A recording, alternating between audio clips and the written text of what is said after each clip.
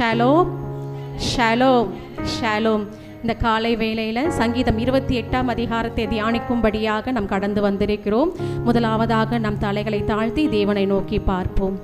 எங்களை அதிகமாக நேசிக்கின்ற எங்கள் அன்பின் பரலோக தந்தையே, ஆசீர்வதிக்கப்பட்ட இந்த காலை வேலைக்காக உமக்கு நன்றி செலுத்துகிறோம் தகப்பனே.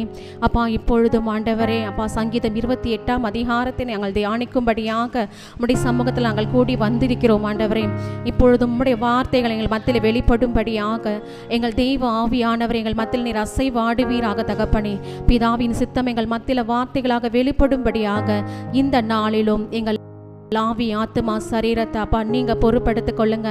எங்கள் வாயிலிருந்து புறப்படுகின்ற ஒவ்வொரு வார்த்தையும் நீங்கள் பொறுப்படுத்திக் கொள்ளுங்க. எங்கள் பரிசுத்த ஆவியானவர் தாமே உம்முடைய வார்த்தைகளை பொழிந்தருள்வீராக. முழுவதும் முற்றிலுமாக உம்முடைய கரத்தில் ஒப்புக் கொடுக்கிறோம். மீட்பரும் இரட்சகருமான இயேசு கிறிஸ்துவின் நாமத்தினால் பிதாவே, ஆமேன் ஆமேன் ஆமேன். பொழுதும் நாம் சங்கீதம் 28ஆம் அதிகாரத்துக்காக கடந்து வந்திருக்கிறோம். இந்த சங்கீதம் 28ஆம் அதிகாரத்தை நம்ம பார்க்கிறோம். சங்கீதம்னாலே அது தாவீது தான் பாடியிருப்பார் அப்படின்னு.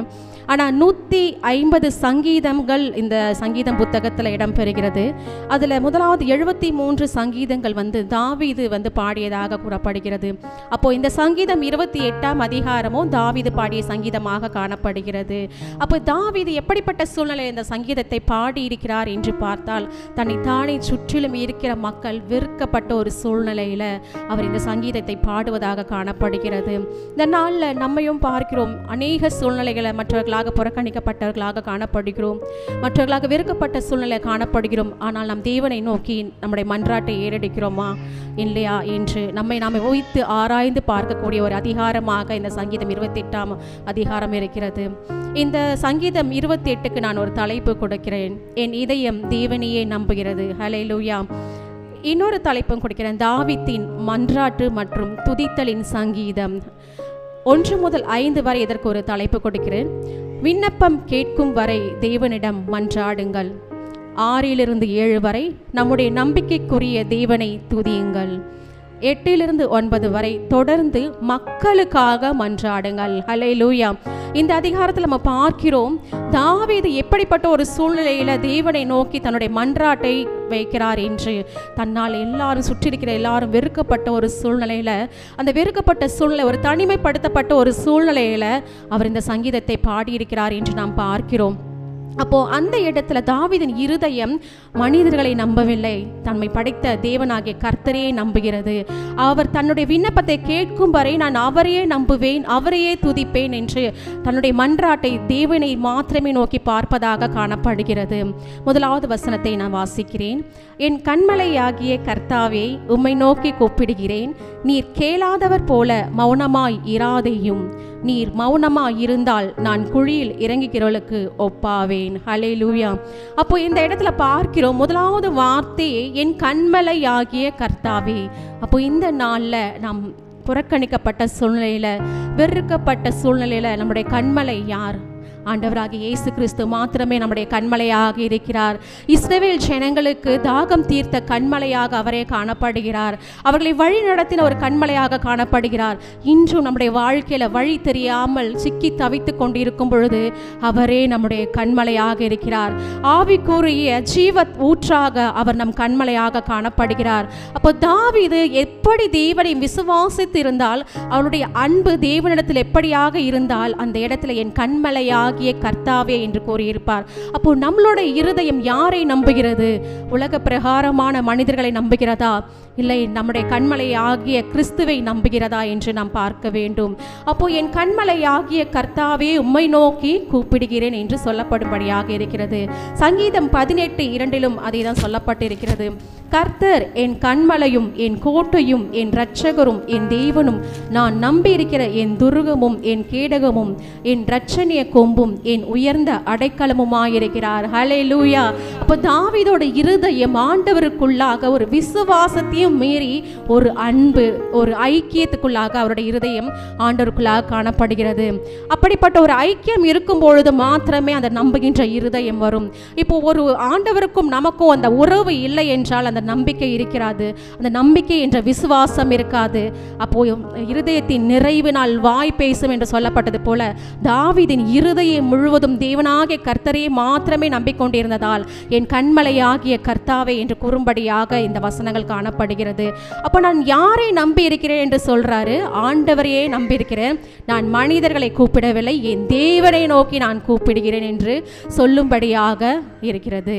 ஆனாலும் அடுத்த வார்த்தை, நீர் கேளாதவர் போல் மௌனமாய் இராதேயும். ஹல்லேலூயா. அப்போ நம்முடைய விண்ணப்பங்கள் சில நேரங்கள் நம்ம ஜெபிக்கிறோம், நம்முடைய ஜெபங்களுக்கு பதில் வராதபடி அநேக நாட்கள் நாம் காத்து கொண்டிருப்போம். ஒருவேளை தேவன் நம்முடைய விண்ணப்பங்களுக்கு பதில் தரவில்லையா, இல்லை நம்முடைய விண்ணப்பங்கள் ஆண்டவருடைய சமூகத்துக்கே கொண்டு போகப்படவில்லையா என்று அநேக நேரம் நம்ம ஆண்டவர்கிட்ட தூர போகும்படியாக நம்முடைய இருதயம் பின்மாற்றத்தில் போகும். ஆனால் தாவீது தன்னுடைய இருதயத்தை இன்னும் அவரையே நம்பிக்கொண்டிருக்கிறது என்று சொல்லும்படியாக இருக்கிறது. குறித்த காலத்திற்கு தரிசனம் வைக்கப்பட்டிருக்கிறது, தாமதித்தாலும் அது நிறைவேறும், நிச்சயமாய் அதற்கு காத்திருக்க வேண்டும் என்ற இருதயம் நமக்குள்ளாக காணப்பட வேண்டும். அப்போ இன்று நம்முடைய ஜெபங்கள் கேளாதது போல் இருக்கும், ஆனால் குறித்த காலத்திற்கு நம்முடைய தரிசனம் நிறைவேறும். அப்போ ஆண்டவர் நமக்கு ஒவ்வொருவருக்கும் ஒரு சித்தத்தை வைத்திருக்கிறார். எந்த நேரத்தில் நமக்கு எதை செய்ய வேண்டும் என்று நம்மளை படைத்த பரமபிதா அறிந்திருக்கிறார். ஒரு உலக பிரகாரமான பெற்றோர்களை தன்னுடைய பிள்ளைகளுக்கு எது எப்பொழுது தேவை என்று அறிந்து செய்கிறார்களே, அதே போலதான் இந்த நேரத்தில் நம்மளுடைய தகப்பன் ஆகிய பரமபிதாவும் நிச்சயமாகவே நமக்கு எது எப்பொழுது தேவை என்பதை அறிந்து அதை நிறைவேற்ற வல்லவராயிருக்கிறார். ஹல்லேலூயா. அப்போ அந்த இடத்துல அவர் வெறுக்கப்பட்ட ஒரு சூழ்நிலையில தன்னுடைய ஜெபங்களை ஆண்டவர் கேளாதவர் போல் இருக்காதீங்க அப்படின்னு சொல்றாரு. சங்கீதம் 83:1 கூட நாம் எடுத்து வாசிப்போம். அதுலயும் தாவீது என்ன சொல்றாருன்னா, ஆண்டவர் கிட்ட நோக்கி என்னை என்னுடைய ஜெபங்களை கேளாத போல் இருக்காதீங்க அப்படின்னு சொல்றாரு. 83:1 நாம் வாசிப்போம். தேவனே மௌனமாய் இராதேயும், பேசாமல் இராதேயும், தேவனே சும்மா இராதேயும். ஆமென். ஹல்லேலூயா. அப்போ ஒவ்வொரு இடத்திலையும் ஆண்டவரை நோக்கி தன்னுடைய விண்ணப்பங்களை ஏறெடுக்கிற ஒரு மனிதனாக தாவீது காணப்படுகிறார். தேவனே மௌனமாய் இராதேயும், பேசாமல் இராதேயும், தேவனே சும்மா இராதேயும். ஹல்லேலூயா. அப்போ பேசாத இராதேயும்னா ஒரு நண்பனை போல ஒருவேளை தாவீது கிட்ட ஆண்டவர் அவர் உறவாடி கொண்டிருக்கலாம், உரையாடி கொண்டிருக்கலாம், ஒவ்வொரு நாளும் ஆலோசனை கொடுக்கிற ஆலோசனை கர்த்தராக அவருடைய சமூகத்தில் இடம்பெற்றிருக்கலாம்.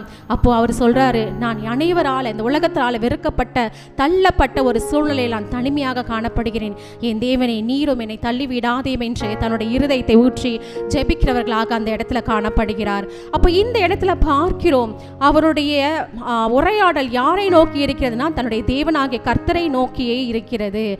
அடுத்தது பார்க்கிறோம், நீர் மௌனமாக இருந்தால் நான் குழியில் இறங்குகிறவர்களுக்கு ஒப்பாவேன். ஹல்லேலூயா.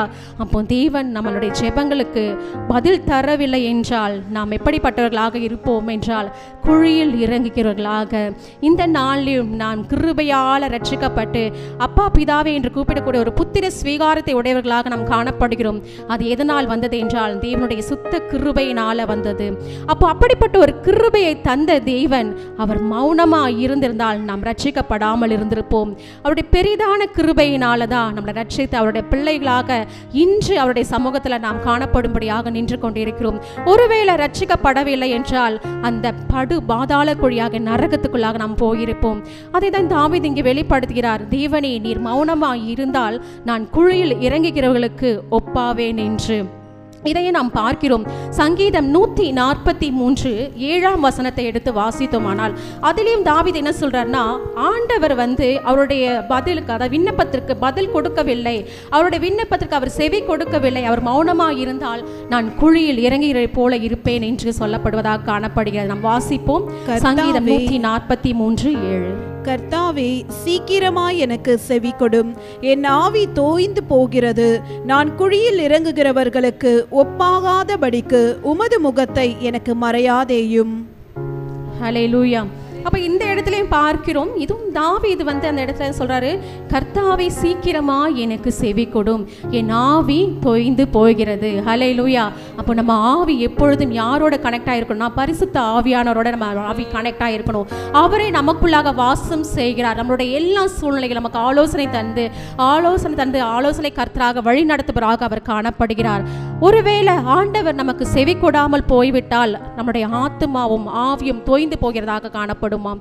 நாம் குழியில் இறங்குகிறவர்களுக்கு ஒப்பாகாதபடிக்கு உமது முகத்தை எனக்கு மறைக்காதேயும். ஹல்லேலூயா. அப்போ இந்த இடத்துல பார்க்கிறோம், தேவனுடைய முகத்தை ஒரு நிமிஷம் நமக்கு மறைச்சா கூட நாம் படுகுழியில் இறங்குகளை போல காணப்படுவோம். என்னுடைய கோபமோ ஒரு நிமிடம், என்னுடைய தயவோ நீடிய வாழ்வு என்று வசனம் சொல்லப்பட்டிருக்கிறது. அந்த ஒரு நிமிட கோபம் கூட நம்மளால தாங்க முடியாது. அப்ப தாவீது அந்த இடத்துல தேவனை மாத்திரமே நம்பி இருக்கிறபடியால் அவருடைய இருதயம் யாரை நோக்கி பார்த்து கொண்டிருக்கிறது என்றால் தேவனை மாத்திரமே நோக்கி பார்த்து கொண்டிருக்கிறது. ஒருவேளை தேவன் அவருடைய விண்ணப்பங்களுக்கு பதில் குணமாய் இருந்தால் அவருடைய ஆவி எப்படிப்பட்டதாய் காணப்படுகிறதாம்? தொய்ந்து போன ஒரு ஆத்துமாவாக காணப்படுகிறது. தொய்ந்து போன ஒரு ஆத்துமா என்றால் நம்முடைய மாமிசத்துல கூட வியாதிப்பட்டு பலவீனமாகி நாம் எழுந்திருக்க கூட முடியாதபடி எந்த வேலையுமே செய்யாத அந்த மாமிசம் எப்படி பலனற்றதாய் காணப்படுகிறதோ, ஆவிக்குரிய மன்னாவும் நமக்கு கிடைக்காத பொழுது, ஆவிக்குரிய வசனங்கள் நமக்கு கிடைக்காத பொழுது, கர்த்தருடைய ஆலோசனை நமக்கு கிடைக்காத பொழுது நம்முடைய ஆவியும் தோய்ந்து போன ஒரு ஆவியை போல காணப்படும். அப்பொழுது நம்முடைய ஆவி குழியில் இறங்குகிறவர்களுக்கு ஒப்பாகாதபடி நாம் தேவனையே நோக்கி பார்க்க வேண்டும் என்று சங்கீதக்காரனாகிய தாவீது இதில் வெளிப்படுத்துகிறார். நாம பார்க்கிறோம், யோபு கூட இந்த இடத்துல அந்த படுகொழியை பற்றி ஒரு இடத்துல விளக்கி இருக்கிறார். யோபு 33:28 நான் வாசிக்கிறேன். என் ஆத்துமா படுகுழியில் இறங்காதபடி அவர் அதை ரட்சிப்பார், ஆகையால் என் பிராணன் வெளிச்சத்தை காணும் என்று சொல்லுவான். ஹல்லேலூயா. அப்ப இந்த இடத்துல பார்க்கிறோம், யோபு உத்தமனும் சன்மார்க்கனும் ஆகிய யோபு அப்படின்னு சொல்லி தேவனாலே பரிந்து பேசப்பட்ட ஒரு மனிதன். அந்த மனிதனும் என்ன சொல்றார்? தன்னுடைய ஆத்துமா படுகுழியில் இறங்காதபடி தேவன் என்னை ரட்சிப்பார். அப்போ இவர்களுக்கு எல்லாம் எப்படி அப்படிப்பட்ட ஒரு சிந்தை வருகிறது என்று பார்த்தால் அவர்கள் தேவனை மாத்திரமே சார்ந்திருக்கிறார்கள். நம் கண்மலையாகிய கிறிஸ்துவை மாத்திரமே அவர்கள் நோக்கி பார்த்து கொண்டிருக்கிறார்கள். நாம் பிரச்சனையை பார்க்கிறோமா? இல்லை, தேவனை பார்க்கிறோமா? ஏனால் இந்த உலகத்தில் இருக்கிறவர்களும் நம்மில் இருக்கிறவர் பெரியவர். ஹல்லேலூயா. அப்பொழுது நாம் தேவனை மாத்திரமே நோக்கி பார்க்கும் பொழுது மாத்திரமே நாம் படுகுழியிலிருந்து விடுவிக்கப்பட்டவர்களாக காணப்படுவோம். அவர் தமது பரிசுத்த பர்வதத்திலிருந்து எனக்கு செவி கொடுத்தார் என்று சங்கீதக்காரர் இன்னொரு இடத்துல கூட சொல்லியிருக்காரு.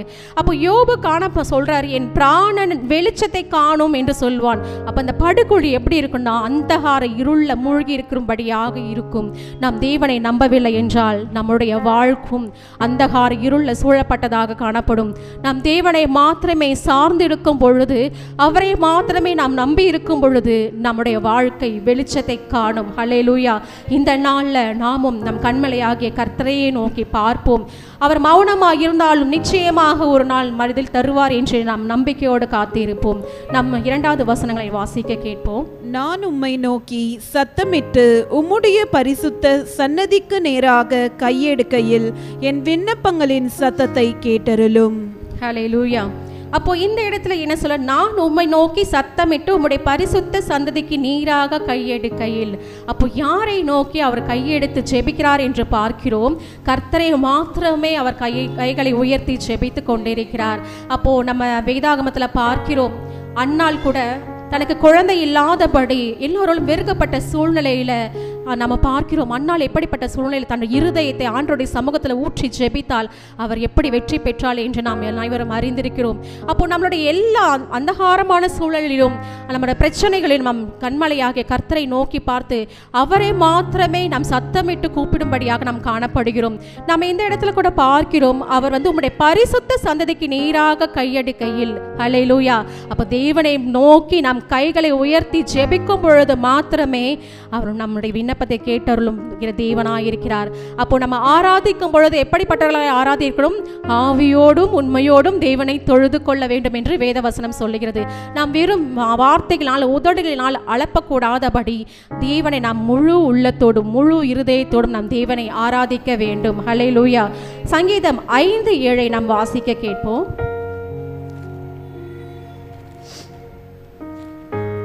சங்கீதம், நானோ உமது மிகுந்த கிருபையினாலே உமது ஆலயத்துக்குள் பிரவேசித்து உமது பரிசுத்த சன்னதிக்கு நேரே பயபக்தியுடன் பணிந்து கொள்ளுவேன். ஹல்லேலூயா. அப்ப இதுல பார்க்கிறோம், தாவீது என்ன சொல்றாரு, நானும் உமது மிகுந்த கிருபையினாலே உமது ஆலயத்துக்குள் பிரவேசித்து. அப்போ இந்த நேரத்தில் தேவனுடைய ஆலயத்தில் நாம் அமர்ந்து கொண்டிருக்கிறோம் என்றால் அது தேவனுடைய சுத்த கிருபையே. நாம் நிற்பதும் நிர்மூலமாகாமல் இருப்பதும் தேவனுடைய சுத்த கிருபையே. அப்போ ஆண்டவருடைய பரிசுத்த பர்வதத்துக்குள்ளாக நாம் இடம்பெற வேண்டும் என்றால் அவருடைய கிருபை இருந்தால் மாத்திரமே அவருடைய பரிசுத்த பர்வதத்துக்குள்ளாக நாம் இடம்பெற முடியும். இந்த நாளில் தேவன் நம்மை அழைத்திருக்கிறார். அவருடைய பிள்ளைகளாக நம்முடைய பாவங்களை அவருடைய பரிசுத்த ரத்தத்தினால் கழுவி நீதிமான்களாக நம்மை மாற்றி அவருடைய பரிசுத்த சிங்காசனத்திற்காக நம்மை ஆயத்தப்படுத்தி கொண்டிருக்கிறார். ஹல்லேலூயா. இந்த இடத்துல பார்க்கிறோம், அவருடைய பரிசுத்த சந்நிதிக்கு நேரே பயபக்தியுடன் பணிந்து கொள்ளுவேன் என்று தாவீது சொல்லுகிறதாக காணப்படுகிறது. அப்ப நம் தேவனை தொழுது கொள்ளும் பொழுது எப்படி தொழுது கொள்ள வேண்டும்? பயபக்தியுடன் நாம் தொழுது கொள்ள வேண்டும். கர்த்தர் பக்தியுள்ளவர்களை தமக்கென்று தெரிந்து கொள்ளுவார் என்று வேதவசனம் சொல்லப்பட்டிருக்கிறது. அப்போ நாம் பக்தியோடு தேவனை ஆராதிக்க வேண்டும், பயத்தோடு தேவனை ஆராதிக்க வேண்டும். கர்த்தருக்கு பயப்படுதலே ஞானத்தின் ஆரம்பம் என்று வேதவசனம் சொல்லுகிறது.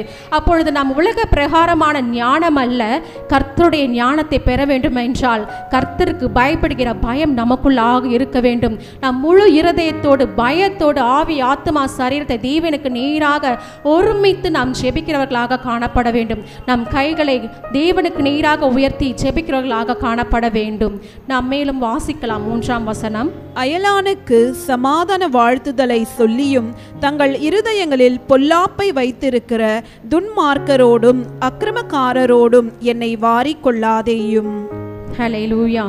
அயலானுக்கு சமாதான வாழ்த்துதலை சொல்லியும் தங்கள் இருதயங்களை பொல்லாப்பிலை வைத்திருக்கிற துன்மார்க்கரோடும் அக்கிரமக்காரோடும் என்னை வாரி கொள்ளாதேயும் என்று தாவீது இந்த இடத்துல தன்னுடைய இருதயத்தை வெளிப்படுத்துகிறார். நான் என்னுடைய அதாவது சத்துருக்களையும் சிநேகியுங்கள் ஆண்டவருடைய வசனம் சொல்லப்பட்டிருக்கிறது. நான் என்னுடைய அயலானுக்கும் நான் சமாதான வாழ்த்துக்களை நான் சொல்லியும் தங்கள் இருதயங்களை பொல்லாப்பை அவர்கள் வைத்திருக்கிறார்கள் என்று சொல்றாரு. அப்போ எப்படிப்பட்ட ஒரு சூழ்நிலையில தாவீது காணப்படுகிறார் என்று நம்ம பார்க்கிறோம். அப்போ இந்த வசனம் மூலமாக தாவீதோட இருதயத்தோட பாரத்தை நாம் அறிந்து கொள்ள முடிகிறது. அவரை சுற்றி இருக்கிறவர்கள் இவர் சமாதானமான வார்த்தைகளை சொல்லியும் அவர்கள் தங்கள் இருதயத்தை இவர்களுக்கு விரோதமாக எழும்புகிறவர்களாக பொல்லாப்பின் சிந்தைகளை உள்ளவர்களாக காணப்படுகிறார்கள் என்று தாவீது இந்த இடத்துல வெளிப்படுத்தியிருக்கிறார். அவர்கள் பொல்லாப்பை வைத்திருக்கிற துன்மார்க்கரோடும் அக்கிரமக்காரோடும் என்னை வாரி கொள்ளாதையும். அப்போ அந்த இடத்துல அவர்கள் பொல்லாப்பை நினைக்கிற இருதயங்கள் உள்ளவர்களோட இருக்கிறார்கள் என்றால் நிச்சயமாகவே அவர்களும் நரகத்துக்குள்ளாக போகிறவர்களாக காணப்படும். இந்த நாளில் கிறிஸ்தவர்களாக நாமும் நம்மை நாமே வைத்து ஆராய்ந்து பார்க்க வேண்டும். நாம் ஒரு இடத்துல இருக்கிறோம் என்றால் அந்த இடத்துல தேவனுடைய வார்த்தைகளை சொல்லுகிறவர்களாக காணப்பட வேண்டும். பிறரை குறை சொல்லிக் கொண்டு குற்றப்படுத்தி கொண்டு மனதில் வைத்து ஒரு வார்த்தையும் உதட்டில் ஒரு வேறு வார்த்தையும் பேசுகிறவர்களாக நாம் காணப்படக்கூடாது. ஏனென்றால் கர்த்தர் நம் இருதயத்தின் உள்ளந்தரங்களை ஆராய்ந்து அறிகிற தேவனாய் காணப்படுகிறார். ஹல்லேலூயா. நம்ம வாசிப்போம் சங்கீதம் 55:21. சங்கீதம் 55:21 சொல்லப்பட்டிருக்கிறது. அவர் இந்த துன்மார்க்கருடைய சிந்தைகள் எப்படிப்பட்டதாய் காணப்படுகிறது என்று நாம் பார்க்கலாம். அவன் வாயின் சொற்கள் வெண்ணெயை போல மெருதுவானவைகள், அவன் இருதயமோ யுத்தம். அவன் வார்த்தைகள் எண்ணெயிலும் மிருதுவானவைகள், ஆனாலும் அவைகள் உருவின பட்டயங்கள். ஹல்லேலூயா. அப்போ அவங்க வாயின் வார்த்தைகள் எப்படி இருக்கிறதா? வெண்ணெயை போல மிருதுவானவைகள், மெதுவானவைகள். அப்போ அவங்க வாயிலிருந்து பேசும்பொழுது இனிமையா பேசுவாங்க. அவருடைய இருதயம் எப்படி இருக்கா? யுத்தம் செய்யும்படியான இருதயமாக காணப்படுகிறது. அப்போ அவங்க வார்த்தைகள் எண்ணெயிலும் மிருதுவானவைகளாய் உதட்டுக்கு வெளியில வந்தாலும் அவர்களுடைய இருதயம் எப்படி இருக்கு? உருவின பட்டயங்களை போல நம்மளை குத்தி கிழிக்கின்றபடி அவர்கள் இருதயம் காணப்படுகிறது. அப்போ இந்த இடத்துல சொல்றாரு, அப்போ அப்படிப்பட்ட அக்கிரமக்காரர்களை தேவன் எங்கு வாரிக்கொள்வாரோ அந்த இடத்துல என்னை எடுத்துக்கொள்ளாதையும். தேவனை நான் உன்னை மாத்திரமே நோக்கி பார்த்து கொண்டிருக்கிறேன், என் கண்மலையாகி உம்மை மாத்திரமே நோக்கி நான் என்னுடைய ஜெப விண்ணப்பங்களை ஏறெடுக்கிறேன் என்று தாவீது இந்த இடத்துல தன்னுடைய இருதயத்தை வெளிப்படுத்துகிறார். இந்த சங்கீதம் 28ல 3 விதமான இருதயங்களை நாம் பார்க்க முடிகிறது. முதலாவது இருதயம் பார்க்க போனால் விண்ணப்பம் கேட்கும் வரை தேவனிடத்தில் மாத்திரமே நம்பியிருக்கிற ஒரு நம்பிக்கையின் இருதயத்தை நாம் பார்க்க முடிகிறது. அதாவது தேவனை மாத்திரமே மன்றாடி ஜெபிக்கக்கூடிய ஒரு இருதயத்தை நாம் பார்க்க முடிகிறது. இரண்டாவது இருதயம் என்று பார்த்தால் நம்பிக்கையின் இருதயம். நாம் இந்த உலகத்தில் யாரை நம்பிக்கொண்டிருக்கிறோம்? மனிதர்களையா, இல்லை நம் படைத்த கர்த்தரையா? அப்போ நம்முடைய நம்பிக்கை எதன் மேல் இருக்கிறது? நம்முடைய அஸ்திபாரம் எதன் மேல் கட்டப்பட்டிருக்கிறது? நம் கண்மலையாகிய கிறிஸ்துவின் மேல் நம்முடைய அஸ்திபாரம் கட்டப்பட்டிருக்கிறதா, இல்லை இந்த உலகமாகிய காரியங்கள் என்ற மணலின் மேல் நம்முடைய அஸ்திபாரம் போடப்பட்டிருக்கிறதா என்று நாம் பார்க்கக்கூடிய இருதயமாக காணப்படுகிறது. மூன்றாவது இருதயம் எப்படிப்பட்டதாக காணப்படுகிறது என்று பார்த்தால், பிறருக்காக பரிந்து பேசி ஜெபிக்கக்கூடிய ஒரு இருதயமாக காணப்படுகிறது. அப்போ இந்த 3 இருதயத்தில் நாம் எப்படிப்பட்டவர்கள் என்று நம்மை நாமே வைத்து ஆராய்ந்து பார்க்க வேண்டும். மேலும் நாம் வாசிக்கலாம் 4வது வசனம். அவர்களுடைய கிரியைகளுக்கும் அவர்களுடைய நடத்தைகளின் பொல்லாங்குகளுக்கும் தக்கதாக அவர்களுக்கு செய்யும். அவர்கள் கைகளின் செய்கைகளுக்கு தக்கதாக அவர்களுக்கு அழியும். அவர்களுக்கு சரிக்கு சரி கட்டும். ஹல்லேலூயா. அவர்களுடைய கிரியைகளுக்கும் அவர்களுடைய நடத்தைகளின் பொல்லாங்குக்கும் தக்கதாக அவர்களுக்கு செய்யும். அப்போ என்னுடைய இதில் இருக்கிறவங்களுக்கு நான், என்னுடைய அயலானுக்கும் நான் சமாதான வாழ்த்துதலை சொல்றேன். ஆனால் அவங்களோட இருதயம் எனக்கு விரோதமாக எழும்பிக் கொண்டிருக்கிறது. அப்போ அவங்களுடைய கிரியைகளுக்கு அவருடைய நடத்தைகளின் பொல்லாங்குக்கும் தக்கதாக அவர்களுக்கு செய்யும். வெளிப்படுத்தின விசேஷத்தில் கூட நம்ம பார்க்கிறோம், அவன் கிரியைகளுக்கு தக்கதான பலன் என்னுடனே கூட வருகிறது என்று நாம் பார்க்கிறோம். இந்த நாளில் நம்முடைய கிரியைகள் எப்படிப்பட்டதாக இருக்கிறது? கிறிஸ்துவின் சாயலை தரித்து கொண்ட நாம் உலக பிரகாரமான வார்த்தைகளை பேசி இருதயத்தில் ஒன்றும் உதட்டில் ஒன்றும் நாம் பேசிக் கொண்டிருக்கிறோமா? இல்லை, தேவனுக்கு பயந்து மற்றவர்களுக்கு சமாதான வார்த்தைகளை கூறியவர்களாக நாம் காணப்படுகிறோமா என்று நம்முடைய இருதயத்தை உற்று நோக்கியவர்களாக இந்த நாளில் கர்த்தர் நம்மோடு இடைப்பட்டு கொண்டிருக்கிறார். இந்த இடத்துல நம்ம பார்க்கிறோம். அப்போ அந்த இடத்துல அவங்க எப்படிப்பட்டவர்களாக காணப்படுகிறார்கள்? அவருடைய கிரியைகளுக்கு தக்கதாக நீங்கள் அவங்களுக்கு செய்யுங்க அப்படின்னு சொல்லி தாவீது வெளிப்படுத்துறாரு. அவர்கள் கைகளின் செய்கைக்கு தக்கதாக அவர்களுக்கு அழியும். ஹல்லேலூயா. உன் கைகளின் பிரயாசத்தை நீ சாப்பிடுவாய். அப்ப இந்த கைகளினால நம்ம என்ன செய்கிறோம் என்று நாம் ஆராய்ந்து பார்க்க வேண்டும். இந்த கைகளினால் நாம் நன்மையானவைகளை செய்கிறோமா, இந்த கைகளினால் நம் பாவ செயல்களை செய்கிறோமா என்று தேவன் நம்மை பார்த்து கொண்டே இருக்கிறார். அவருடைய கண்கள் பூமி எங்கும் உலாவி கொண்டிருக்கிறது. ஹல்லேலூயா.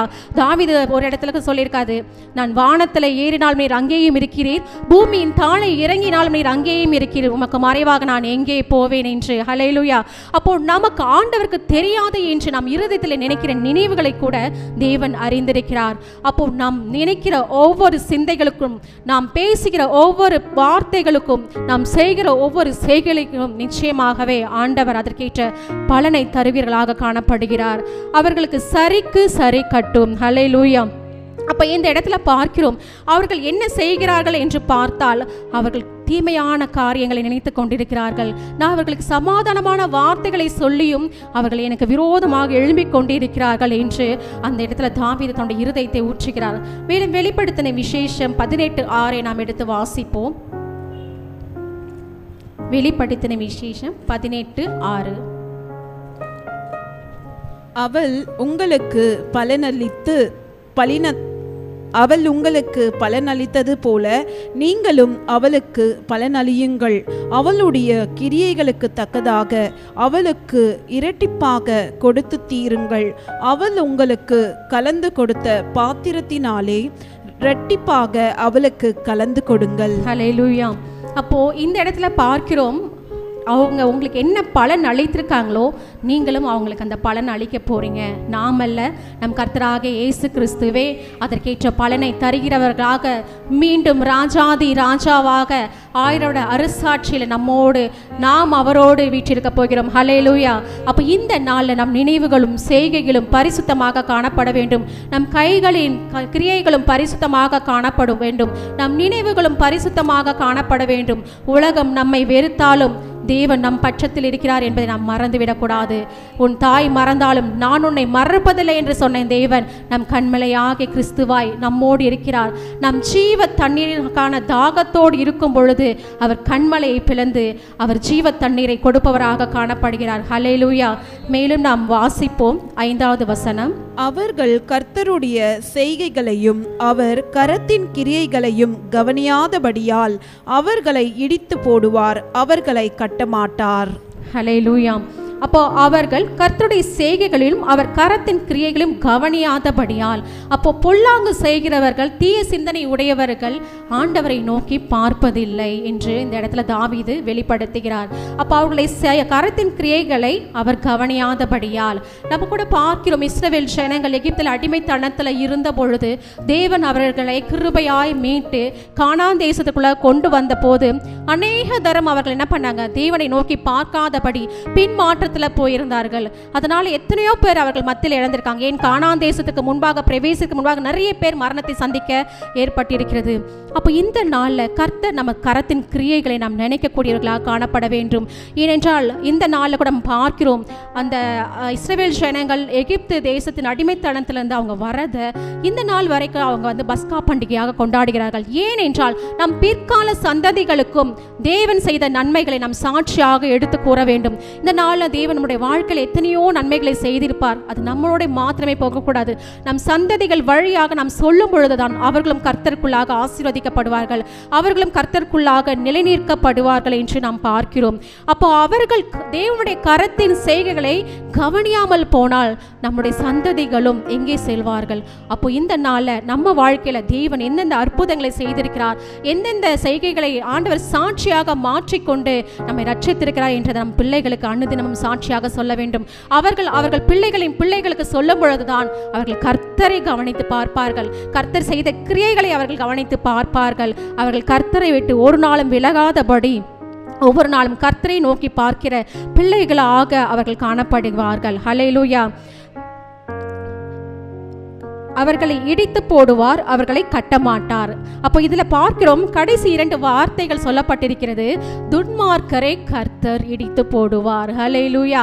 அப்போ அவர்களுடைய ஆத்துமா படுகுழியில் இறங்கும் என்று முன்பதாக சொல்லப்பட்டிருக்கிறது.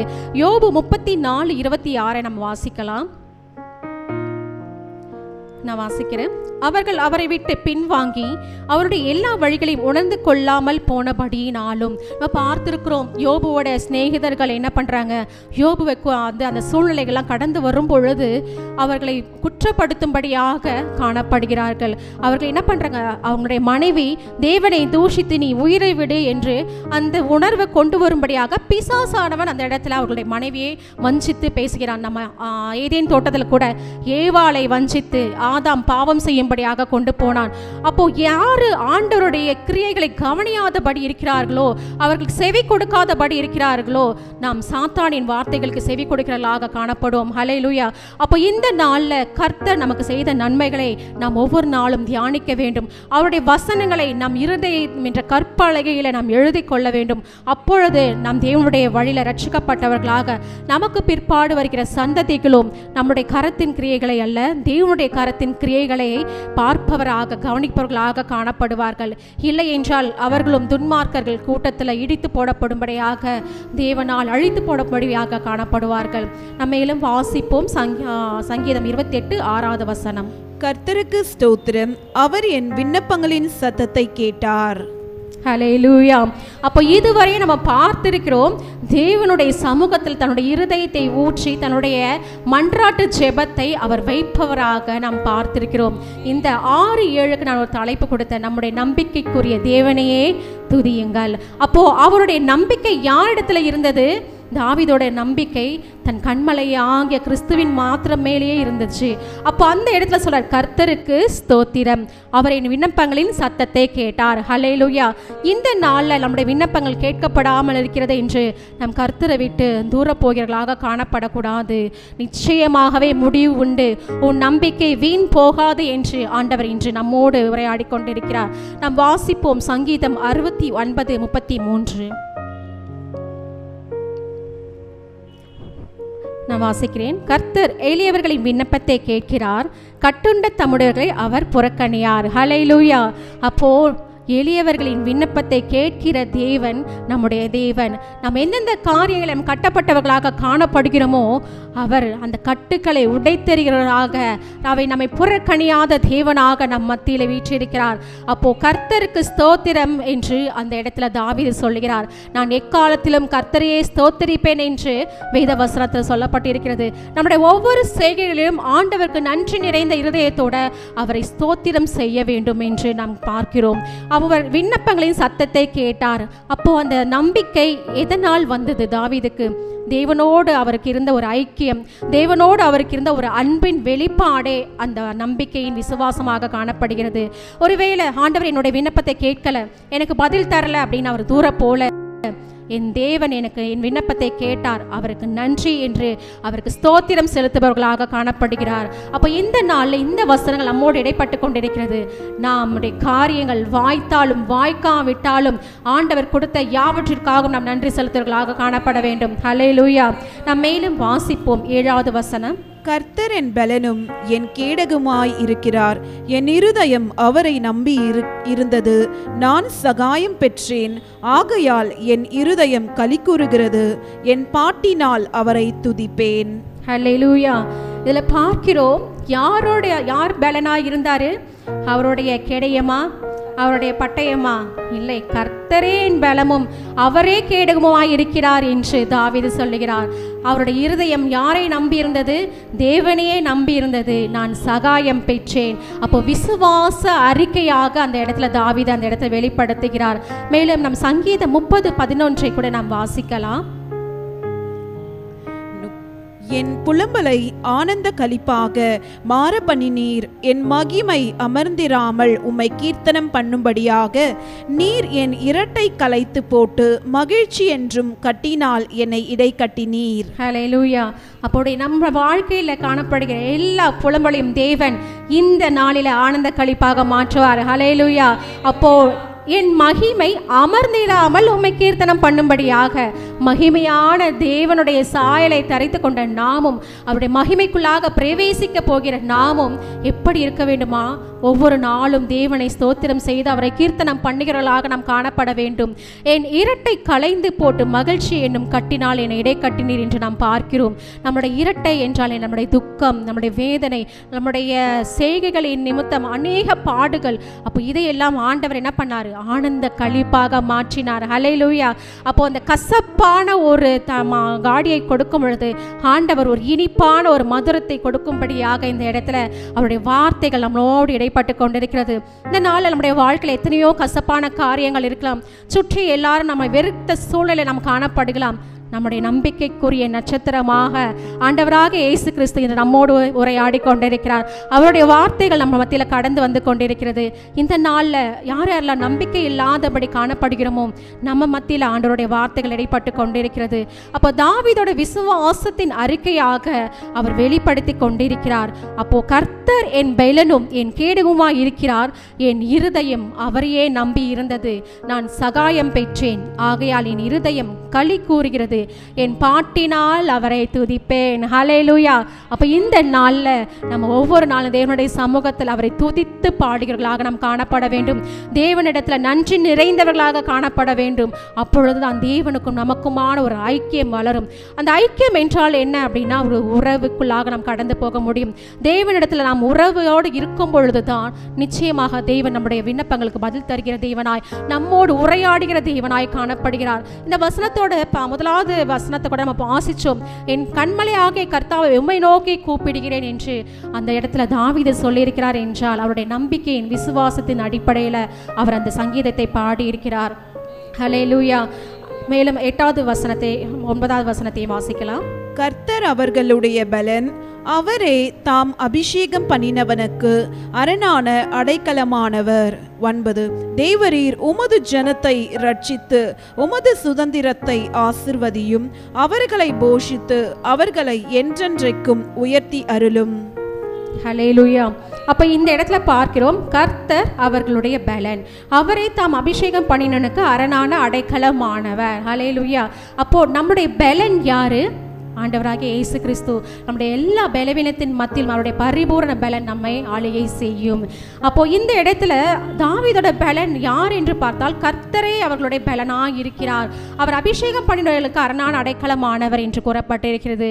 அப்போ தாவீது ஒரு சிறுவனாக இருக்கும் பொழுது கோலியாத்தை எதிர்த்து நிற்கின்ற அந்த காரியத்தில் அவருடைய பலனானவர் யார் என்று பார்த்தால் தேவனாகிய கர்த்தர் தாமே பலத்தினாலும் அல்ல, பராக்கிரமத்தினாலும் அல்ல, தேவனுடைய ஆவியினால ஆகும் என்று அன்றே அந்த தாவீது விசுவாசித்திருந்ததனால, அந்த நம்பிக்கைக்குரிய பாத்திரமாக அவன் காணப்பட்டதனால அவர் அபிஷேகம் பண்ணப்பட்டவனாக, அவருடைய சகோதரன் மத்தியில் தாவீது அபிஷேகம் பண்ணப்பட்டவனாக காணப்பட்டான். அவன் ஆடு மேய்த்து கொண்டிருந்த அந்த நேரத்தில் கூட ஆண்டவர் அவரை தெரிந்து கொண்டிருக்கிறார்.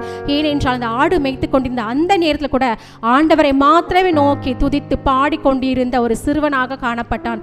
இந்த நாளில் நாம் தேவனை நோக்கி நாம் ஜெபிக்கும் பொழுது, அவரை மாத்திரமே நாம் மன்றாட்டி, அவரை மாத்திரம் நம்பிக்கை நட்சத்திரமாக கொண்டிருக்கும் பொழுது நிச்சயமாகவே தேவன் நமக்கு அரணான அடைக்கலமாக இருப்பார். இந்த அரணான அடைக்கலம் என்றால் என்னன்னா, அப்போ ஒரு நாட்டுக்கும் இன்னொரு நாட்டுக்கும் போர் வருது அப்படின்னா தன்னுடைய ராஜாக்களை காப்பாற்றுறதுக்கு என்ன பண்ணுவாங்கன்னா, அந்த கோட்டைக்குள்ளாக தன்னுடைய ராஜாவை ராணியை வைத்து விட்டு வீரர்களை எல்லாம் சுற்றி அந்த கோட்டை கதவுகளை மூடி நிற்பார்கள். அந்த அரணான கோட்டைக்குள்ளே இன்று தேவன் நம்மை வைத்திருக்கிறார். அவருடைய தூதர்களை சுற்றி பாளையம் இறங்கி நம்மை விடுவித்து காக்க வல்லவராக காணப்படுகிறார். ஹல்லேலூயா. இந்த நாளில் சுற்றி இருக்கிறவர்கள் எல்லாம் வெறுக்கப்பட்ட சூழ்நிலையாக காணப்படுகிறார். நம்முடைய எதிர்கால வாழ்க்கைக்கு ஒரு நம்பிக்கை இல்லாத சூழ்நிலையாக நம்ம காணப்படுகிறோம். நிச்சயமாக அவரே நம் அரணான கர்த்தர். அவருடைய அரணுக்குள்ளாக நாம் பிரவேசித்திருக்கிறோம். அவரே நமக்காக யுத்தம் செய்கிறவராக காணப்படுகிறார். ஏனென்றால் யுத்தம் கர்த்தருடையது. அப்போ எந்த நேரத்தில் நம்ம பிரச்சனைகளுக்காக நம்ம பாரப்பட்டு கர்த்தரை விட்டு தூர போகிறோமா, இல்லை பிரச்சனைகளை மேற்கொள்ளக்கூடிய வல்லமையை கர்த்தர் எனக்கு தந்திருக்கிறார் என்று கர்த்தரை நோக்கி நாம் துதிக்க போகிறோமா என்று நம்மை நாமே வைத்து ஆராயும்படியாக இந்த சங்கீதம் அமைந்திருக்கிறது. அப்போ இந்த இடத்துல தாம் அபிஷேகம் பண்ணினனுக்கு அரணான அடைக்கலமானவர். அப்போ தாவீது எத்தனையோ சூழ்நிலையில் அந்த சவுல்னால் அவர் துரத்தப்பட்ட சூழ்நிலையிலும் அவருடைய அரணான அடைக்கலமாக தேவனே இருந்தார் என்று நாம் பார்த்திருக்கிறோம். 9வது வசனத்தில், தேவரே உமது ஜனத்தை ரட்சித்து உமது சுதந்திரத்தை ஆசீர்வதியும், அவர்களை போஷித்து அவர்களை என்றென்றைக்கும் உயர்த்தி அருளும். ஹல்லேலூயா.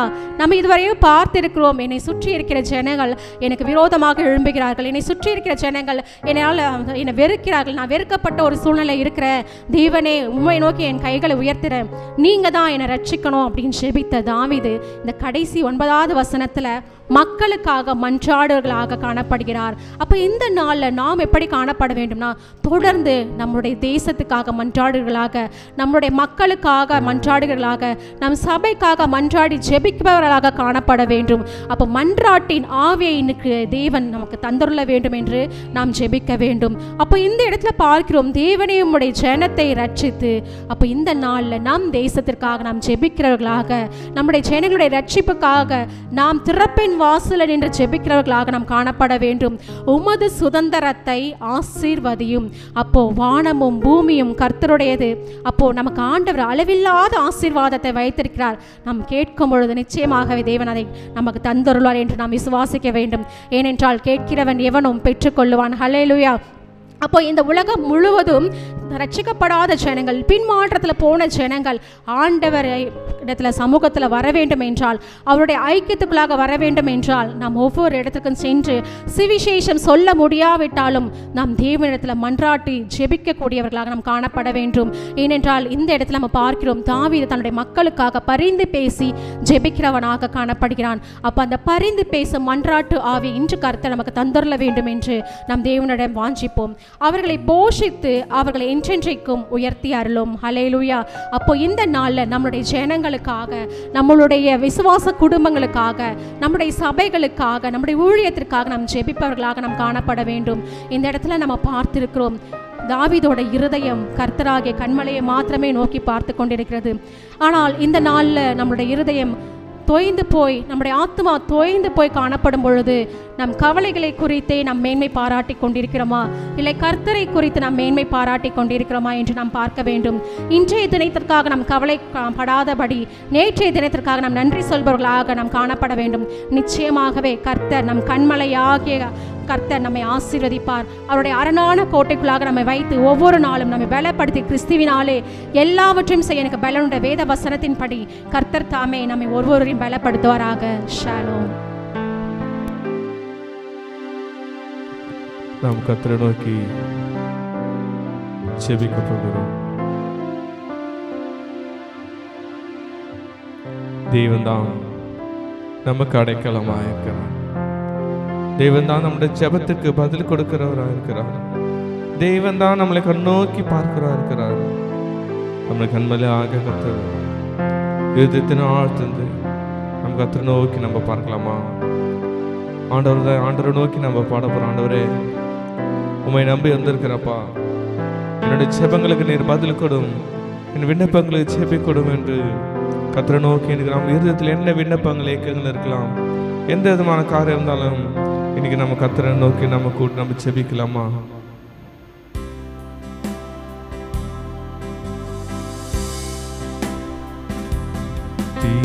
திருப்பாதம் நம்பி வந்தேன், கிருபை நிறை இயேசுவே, தமதன்பை கண்டடைந்தேன், தேவ சமூகத்திலே தமதன்பை கண்டடைந்தேன், தேவ சமூகத்திலே என்னை நோக்கி கூப்பிடு என்றே, இன்னல் துன்ப நேரத்திலும் என்னை நோக்கி கூப்பிடு என்றே, இன்னல் துன்ப நேரத்திலும் கருத்தாய் விசாரித்து என்றும் கனிவோடு என்னை நோக்கிடு. சொல்லமாப்பா, கருத்தாய் விசாரிங்கப்பா. கருத்தாய் விசாரித்து என்றும் கனிவோடு என்னை நோக்கிடுமே, திருப்பாதம் நம்பி வந்தேன், கிருபை நிறை இயேசுவே, தமதன்பை கண்டடைந்தேன், தேவ சமூகத்திலே தமதன்பை கண்டடைந்தேன், தேவ சமூகத்திலே.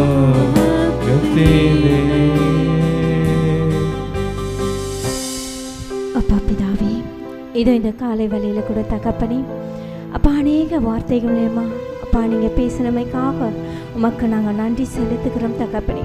இப்பொழுது கூட அடியலை மறைத்து வெளிப்படுங்க, இயேசுவின் ரத்தம் செய்யும், இயேசுவின் நாமத்தில் பிதாவே, ஆமென் ஆமென் ஆமென். சங்கீதம் 28:2 நான் உம்மை நோக்கி சத்தமிட்டு உம்முடைய பரிசுத்த சந்நிதிக்கு நேராக கையெடுக்கையில் என் விண்ணப்பங்களின் சத்தத்தை கேட்டருளும்.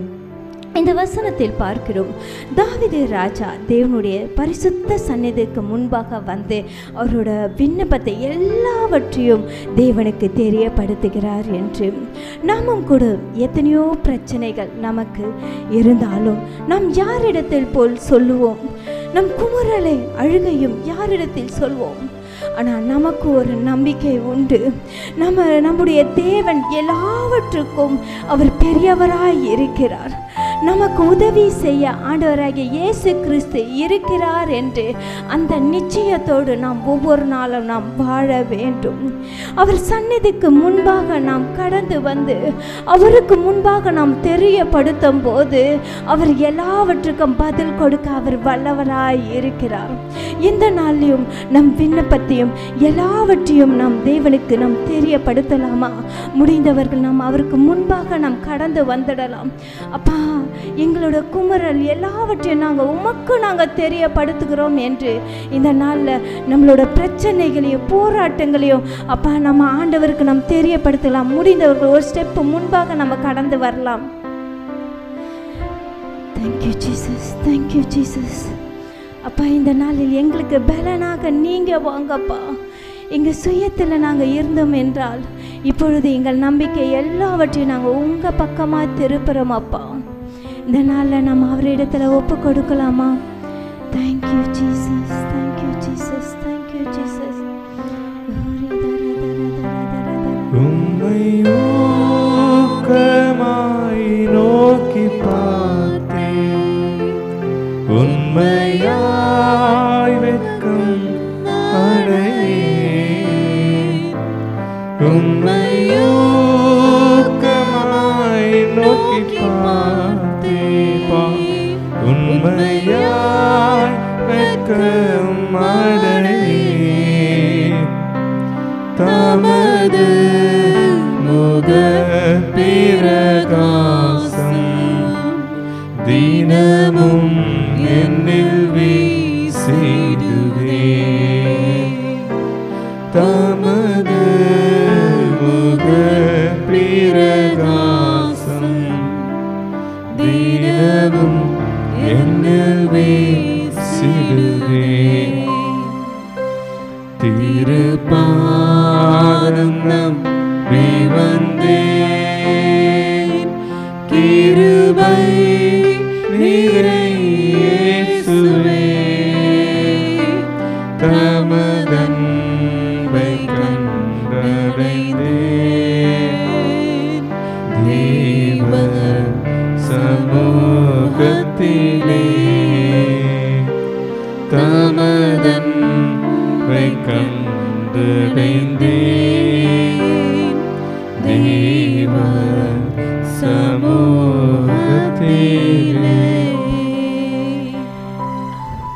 அப்பா பிதாவே, இதோ இந்த வேலையில உங்க சன்னதிக்கு முன்பாக அப்பா நாங்கள் கடந்து வந்திருக்கிறோம் தகப்பனே. எங்கள் சத்தத்தை நீங்க கேட்டறிலுங்கப்பா.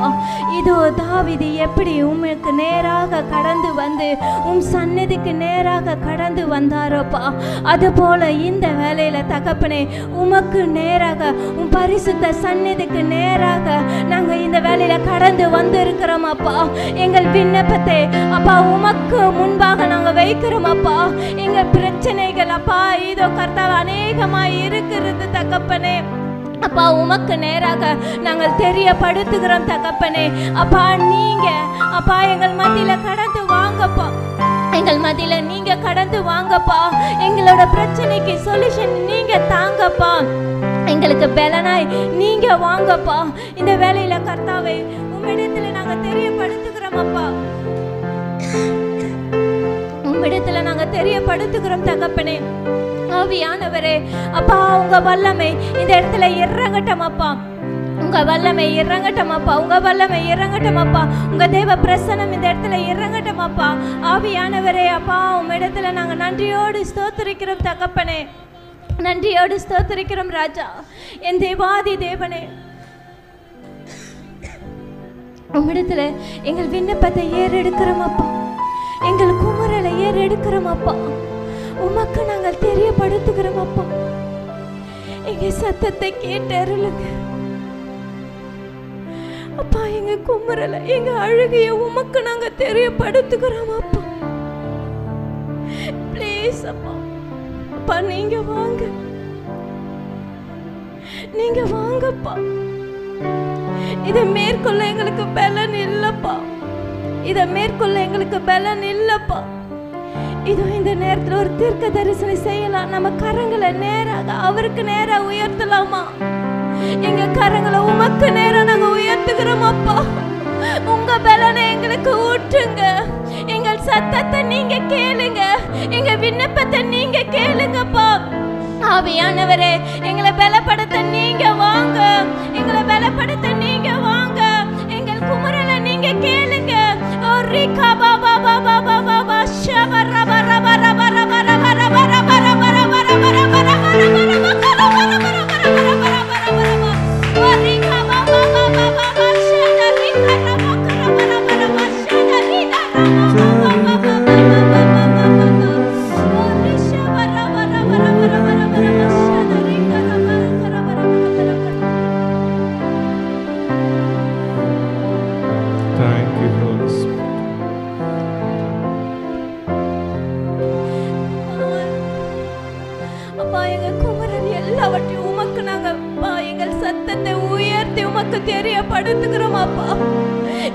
அந்த குருடன் உம்மை நோக்கி கதறினது போல தாவீதின் குமாரனே எங்களுக்கு இறங்குங்க. நம்ம கைகளை உயர்த்தி அவரை நோக்கி கூப்பிடலாமா? தாவீதின் குமாரனே எங்களுக்கு இறங்குங்க. தாவீதின் குமாரனே எங்களுக்கு இறங்குங்க. தாவீதின் குமாரனே எங்களுக்கு இறங்குங்கப்பா. இதோ இந்த வேளையில எங்கள் சத்தத்தை உயர்த்தி அப்பா உமக்கு நேராக எங்க கைகளை உயர்த்தி நாங்கள் கூப்பிடுகிறோம் அப்பா. எங்க விண்ணப்பத்துக்கு எல்லாவற்றுக்கும் நீர் பதில் கொடுத்தமைக்காக உமக்கு நன்றி ராஜா. உமக்கு நன்றி ராஜா. எங்கள் விண்ணப்பத்தை எல்லாவற்றையும் நாங்கள் உமக்கு தெரியப்படுத்திட்டோம் அப்பா. இதோ சமாதானத்தின் தேவன் எங்களுக்கு நீங்க சமாதானத்தை கொடுத்தமைக்காக நன்றி ராஜா. இதோ எங்களுக்கு புது பலனை கொடுத்தமைக்காக நன்றி ராஜா. எங்களுக்கு முன்பாக இருக்கிற எல்லா பிரச்சனைக்கும் சொல்யூஷனை நீங்க கொடுத்தமைக்காக உமக்கு நன்றி நன்றி நன்றி ராஜா. உங்க கரத்துல எங்களை தாழ்த்துகிறோம் அப்பா. உம்மை மாத்திரம் உயர்த்துகிறோம். இயேசுவின் ரத்தம் செய்யும் இயேசுவின் நாமத்தில் பிதாவே. ஆமென் ஆமென் ஆமென் ஆமென் ஆமென். இப்பொழுதும் நம்ம அந்த வசனத்தை மறுபடியும் நம்ம அறிக்கையிடலாம். சங்கீதம் 28:2 நான் உம்மை நோக்கி சத்தமிட்டு உம்முடைய பரிசுத்த சந்நிதிக்கு நேராக கையெடுக்கையில் என் விண்ணப்பங்கள் சத்தத்தை கேட்டருளோ. ஆமென். ஹல்லேலூயா ஹல்லேலூயா ஹல்லேலூயா.